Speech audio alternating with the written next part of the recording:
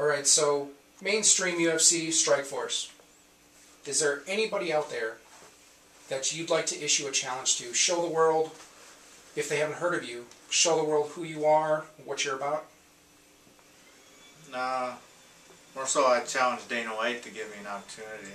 Very nice. I don't care who I'm fighting, I just want to fight somebody. So you're just more so looking for the opportunity. It doesn't even have to be anybody particular. You just want the opportunity to show what you're about. Yeah. Whatever step that is, whatever level you need to be on, you just want the opportunity, not anybody particular. Right. So when UFC and MMA first started, I remember I was just a tiny guy, and there was no rules. I mean, I saw guys, hitting him in the crotch, elbowing him in the back of the head. What rules would you like to see re-implemented, or rules taken out of the game, so that you can have more of that old school effect back into the fighting, where no holds barred, anything goes? Or do you think that there really should be the guidelines that there is? Well, I think that a big misconception to MMA is that it's so brutal, and I think that a lot of the misconception comes from the earlier days. Right. And in my mind, I think that boxing is way more dangerous than MMA, and I think it's because of the regulations that MMA has. I mean, I think it's, you get knocked out, you get dazed, and the ref is going to call it. Oh, okay. I mean, it's just, I love the sport of MMA. Right. I mean, it's safe.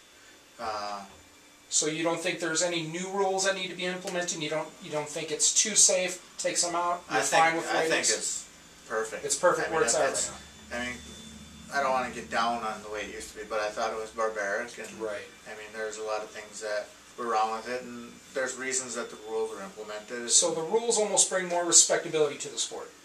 Yeah. Would you say? Yeah. Yeah. Okay.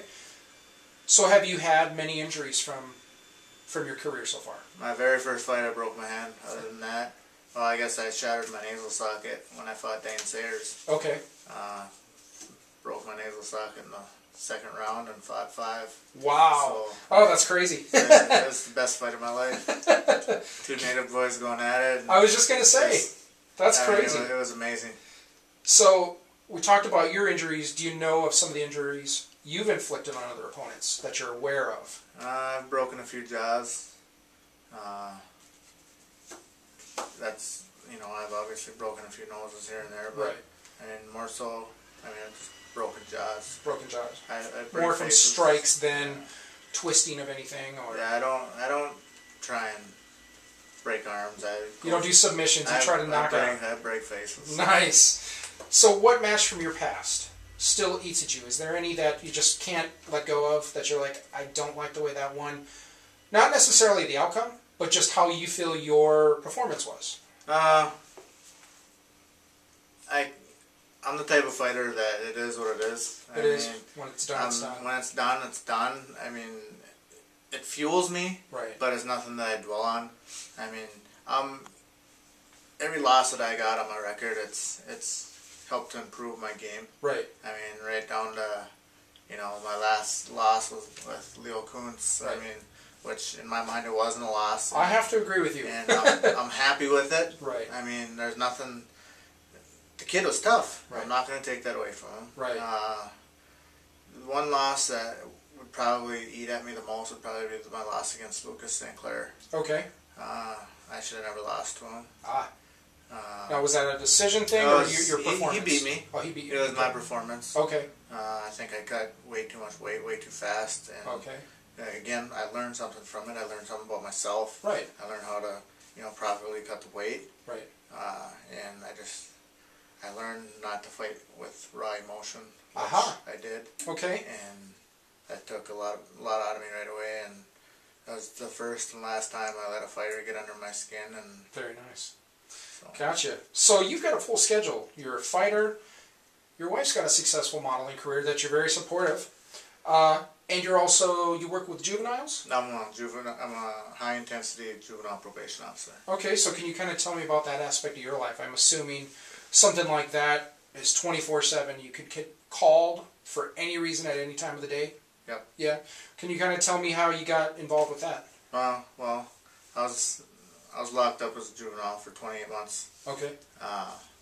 Did a lot of bad stuff. I had a very bad anger management issue, which kind of stems from where Mean Bean comes from. Okay. So, I mean, I realized at a very young age what I wanted to do. Right. And, my probation officer and my parole officer had played a major role in my life. Right. And I was like, that's exactly what I want to do with myself. Somebody gave you direction, so you want to give that back, basically. Yeah. How long have you been doing this? I've been working with juveniles for over 10 years. Okay. I was actually a supervisor at a residential facility. Okay. High-intensity residential facility. Right. Dealing with mostly kids from inner-city gang kids from Washington, D.C. Okay. So I was there for 8 years. Then I was a social worker in the school system. Okay. Wow. And then now I'm a probation officer. So. Okay, so that obviously came first before your fighting career then. Yep. Okay. It always will. And so how long have you been doing the fighting career then? 8 years. 8 years. Yeah. Okay. And one of the last things I'd like to ask you, when the day comes when you retire from the sport, how would you want people to remember your career? Not necessarily my career, but me as a person. Okay. I think that's kind of what fuels me now. Right. There's, I'm a big movie guy, and right. I believe in, gods, and I'm not saying I want to be a god, but I want to be remembered. Right. I want my name to last forever. Right. And I just, as a person, I want to be remembered, not as a fighter or a probation officer. I want to be remembered as somebody that, left my fingerprints in this world. Okay. So with that, let's say the day comes, your career is done, you finished, you're happy with what you've done. What else would you like to pursue? Fun, or even just second career, or just something for a hobby? What would you like to pursue and give your time to, like you've given to fighting? I'm already starting to kind of transition, helping my wife. I'm managing my wife. Oh, okay. So, some sort of manager, like manage fighters. I'd like to open up my own gym. Sure. Just, things like that. Because I've been doing this since, like I said, I was in diapers. Right. I've been close to competition. Right. And something that keeps it in the air so I can still kind of taste it. Right. And still. I get that. I get that from being in the entertainment industry. I'm the same way. I've been the musician and the actor and the promoter. I'm back home now, but I'm still dabbling in radio, right. and I'm still working with magazines. So I get where it's always going to be there, and you're always going to want some sort of outlet with it. Right. Very nice. I really appreciate you taking time with us today, man. No problem, and man. Good luck to everything you're doing. I hope we hear more about you on a bigger, grander level, and You will. And I look forward to it. Thank you so much. Thank you.